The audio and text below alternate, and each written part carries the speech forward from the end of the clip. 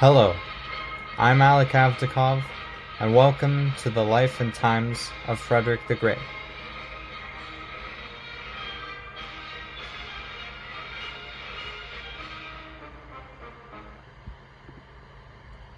Before I go straight into the content, I must do a prelude regarding why I am doing this podcast. When I searched Frederick the Great on Apple Podcast, I did not see a single series about the biography of Frederick the Great beyond his exploits in the 7 Years' War. I found this a little bit sad, because I had admired what he had done during his entire life.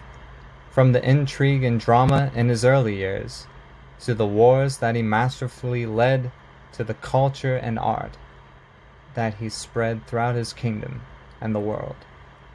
I intend not only to tell his life story in a way that does not seem bland to the average listener, but I also intend to scrape away the bit of obscurity that surrounds life in the 1700s.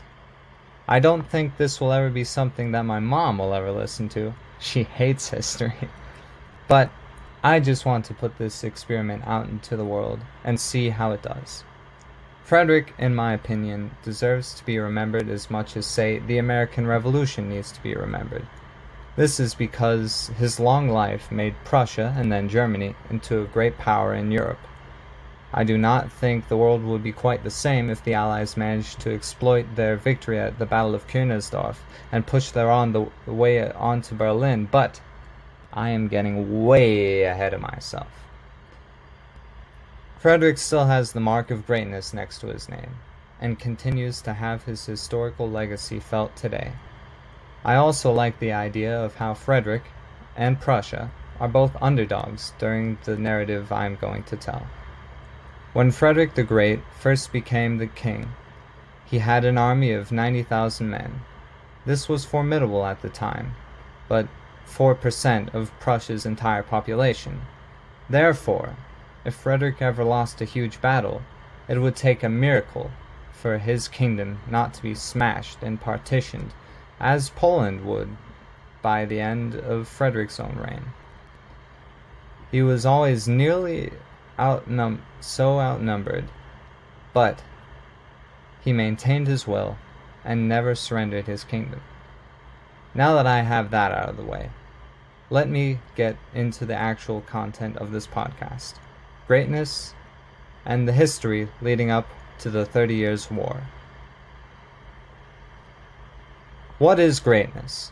The question seems simple enough to answer. According to the Oxford Dictionary, I didn't trust Webster. Greatness is the quality of being extremely good in ability or quality, and therefore admired by many people. But when you think about it longer than 2 seconds, it really starts to become an obscure and often contradictory term. What makes King Alfred great and Napoleon not?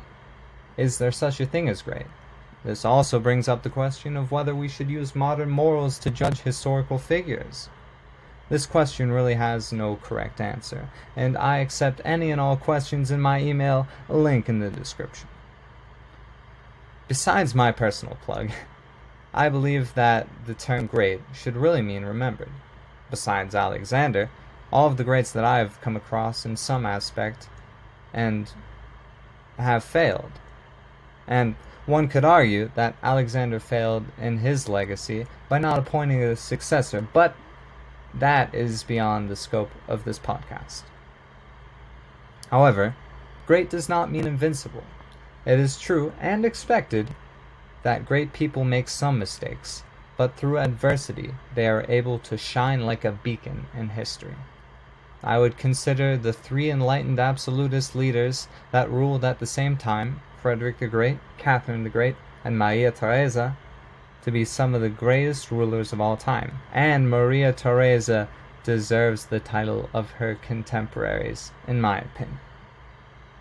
The title, the Great, is often arbitrary, but in the case of Frederick, it is not. And through this podcast, I hope you shall see what I see. He promoted primary education in his realm, won extraordinary battles against foes that outnumbered him, and helped spread art and music throughout his kingdom in Europe.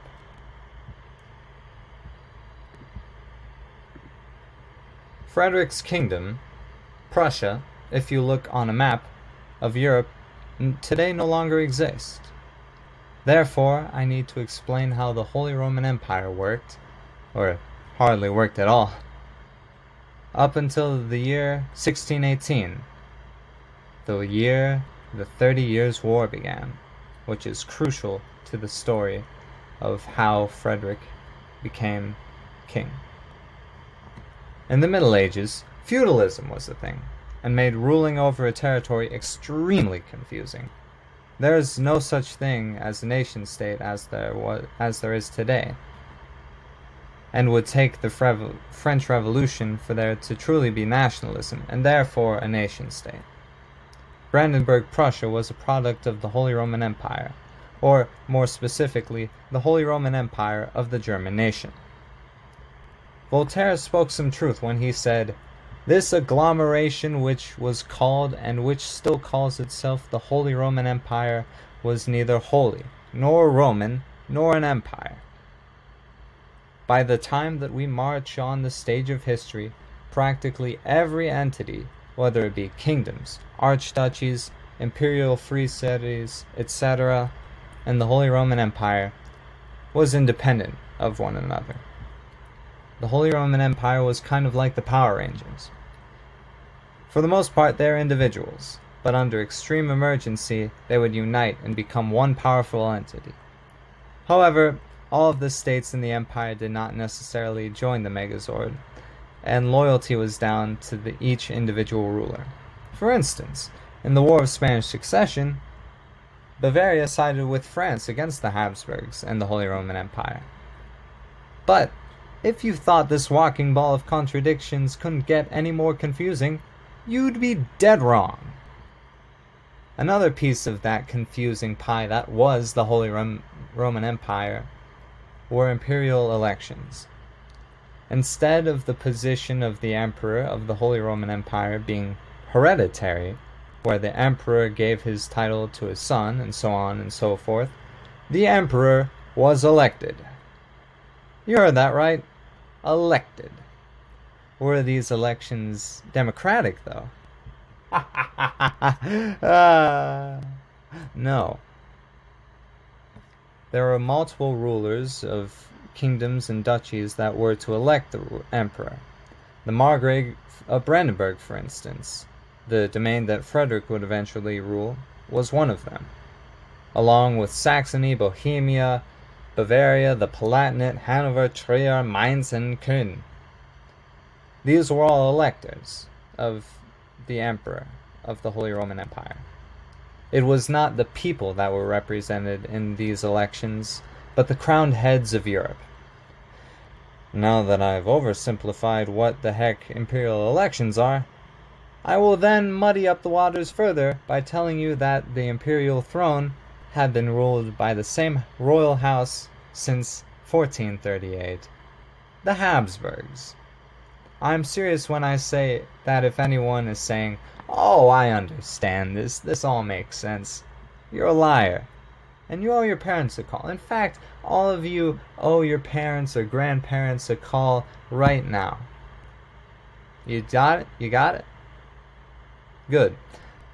The Habsburgs were originally a family from what is today Switzerland. They had the cunning plan of marrying everyone of importance until they became the richest and most important family in all of Europe. There were Hungarian Habsburgs, Spanish Habsburgs, Austrian Habsburgs, Italian Habsburgs, Habsburgs from the Netherlands. Once they became the potato that rose to the top of the boiling pot of Europe, they decided that it was nice at the top, and they started only to marry within the family. Haha, incest, am I right? Charles V was the culmination of Habsburg power. This was when all the silver and gold was coming from the Incan and Aztec empires they destroyed in America, and Charles owned the New World, Spain, Austria, Burgundy, today Belgium and the Netherlands, and was the Holy Roman Emperor. Basically, he ruled all of Central Europe. However, the Ottoman Turks were coming off their high of conquering Egypt in a single year, and they decided, hey, let's go north and put Vienna, the capital of Austria, under siege in 1529 under Suleiman the Magnificent. If you look good old Suleiman, if you look him up, it looks like he has an onion on his head. Eventually, the power of all of Europe was too much for Chuck V, and he said, "F this S, I'm out." That's right, I made that joke. I'm sorry. He abdicated the throne in Brussels, and he split the Habsburgs into two branches, the Spanish and the German branches. In his solemn abdication speech, he said, "When I was 19, upon the emperor's death, I undertook to be the candidate for the imperial throne, not to increase my possessions, but rather to engage myself more vigorously in working for the welfare of Germany and my other provinces, namely the Belgian provinces, in the hopes of thereby bringing peace among the Christian peoples and uniting their fighting forces for the defense of the Catholic faith against the Ottomans. It was partly the German heresy and partly the envoy of rival powers that prevented me from fully achieving the goal of my efforts. With God's help, I nonetheless never ceased resisting my foes, or striving to fulfill my mission. The campaigns I undertook, some to begin wars, some to make peace, took me 9 times to Germany, 6 times to Spain, 7 times to Italy, 4 times to France, twice to England, and twice to Africa, in a total of 4 great journeys. Not to mention the less important visits I paid over the years to my individual realms. I have crossed the Mediterranean Sea 8 times and sailed the Atlantic Ocean twice, not to speak of the journey I made from Spain to the Netherlands for the very serious reasons for which you know. My frequent absence from these provinces forced me to hand their administration over to my sister, Mary, who is present today. The States General know as well as I do how faithfully she performed her duties. Although involved in many wars, I have never gone happily into battle. And as I take leave of you, nothing is more painful than my inability to leave you in a firm, secure state of peace. I already before my last campaign in Germany, my pitiful state of health prompted me to consider the idea of divesting myself of the burdens of state. But the troubles which then beset Christendom forced me to give up this plan in the hopes that peace could be restored. Because I felt stronger then than I do now, I held it for my duty to sacrifice my remaining strength and my life for the people's welfare. I had almost reached my goal when the attack by the French king and some German princes called me once more to arms.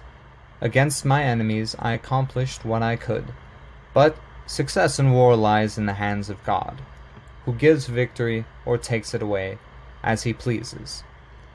We thank divine providence that we have experienced no great mutation of things bearing permanent consequences.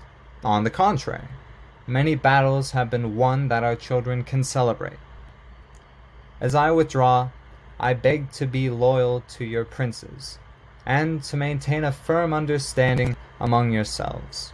Above all, avoid those new sects that plague our neighboring lands, and when heresy seeps over your boundaries, do not delay in wiping it out, or it will go badly for you. I must, for my part, confess that I have often misled myself, either from youthful inexperience, from the pride of mature years, or from other weakness of human nature. Nonetheless, I declare to you that I never knowingly or willingly acted unjustly or with unjust force, nor did I ever command or empower another to do so. If actions of this kind are nevertheless justly laid to my account, I formally assure to you now that I did not then unknowingly and against my own intention. I therefore beg those present today whom I have offended in this respect, together with those who are absent, to forgive me. The main explanation point from this speech is the heresy that he speaks of. In Württemberg in 1517, Martin Luther posted his 95 Theses on the door of the Schlosskirche. The Protestant Reformation was of huge importance to the grand scale of European history. The problem with the Habsburgs was that they wanted to focus either on the great power of the Turks or the threat of the Protestant heresy solely. If they wanted to focus on one, the other threat would rise, and vice versa. The empire could focus on the Turks in the middle of the 1500s due to the Peace of Augsburg, signed the same year of Charles's abdication, 1555. This was to stop all the major fighting over the Reformations. The 7th and 8th articles are regarding the question of religion. And when the electors appointed councils, several princes and estates of the Holy Roman Empire appeared before us, both in their person and by the emissaries with plenipotentiary powers of representation, and we considered with them what issues were of greatest concern, and how to organize our consultations of them. It was immediately found out, just as at several previous imperial diets, the matter of divided religion and of ubiquitous mischief, damage, and dissension it had caused within the Holy Empire of the German nation. Once again, the foremost, most pressing, and weightiest unresolved matter of grievance in the Holy Empire, and of greatest concern, estates and subjects, from which, at our gracious instigation, the electors appointed councils, the attending princes, estates, delegates, and emissaries considered it well advised to treat first of this most weighty matter. Essentially, the Peace of Augsburg meant that the prince should be the same religion as his subjects, a Catholic prince for a Catholic territory, and a Protestant prince for a Protestant territory. That treaty worked for about a half a century. This allowed the Habsburgs to butt heads with the Turks and decisively defeat them in the naval battle of Lepanto in the Mediterranean Sea. However, there was a stumbling block. What if the prince practiced a different religion than the subjects do? What if they started to become Calvinists instead of Lutheran? The Margrave of Brandenburg would eventually become Calvinist. The main difference between them, the Calvinists and the Lutherans, are that the Lutherans believe that salvation can be obtained through faith, whereas the Calvinists believe that you are predestined to either go to heaven or hell. There were only two religions mentioned in the Peace of Augsburg, and Calvinism was not one of them. This led to the major conflict that split the Catholic Holy Roman Empire against the Protestants, the 30 Years' War. This conflict devastated Germany, and specifically Brandenburg, which is our main focus in the podcast. But I believe I shall have to leave you here with a great deal of oversimplification of what the heck the Holy Roman Empire was, what the politics of religion were leading up to the 30 Years' War, and of course, what greatness is. And as I leave you, I believe I will steal one of my favorite ways to conclude. In the words of Paul Kangas, I'm wishing you all the best of goodbyes.